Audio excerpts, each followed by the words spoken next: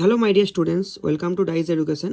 তো দেখো, basic math সিরিজের আরও একটি ভিডিওতে তোমাদের সবাইকে স্বাগত জানাই। আজকে কি শেখাবো তোমাদের না, মৌলিক সংখ্যা 1 থেকে 1000-এর মধ্যে কতগুলো আছে, কি করে আমরা মনে রাখবো। তো দেখো, একটা শর্ট ট্রিক্স খুব সুন্দরভাবে শিখিয়ে দিচ্ছি।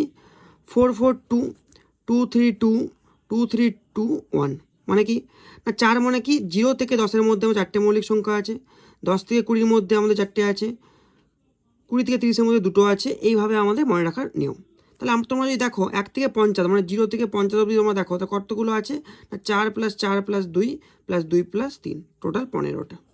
আবার যদি 1 থেকে 100 দেখো, আমার টোটাল রেঞ্জটা দেখো কত, 4 + 4 + 2 + 2 + 3 + 2 + 2 + 3 + 2 + 1, টোটাল 25টা আছে।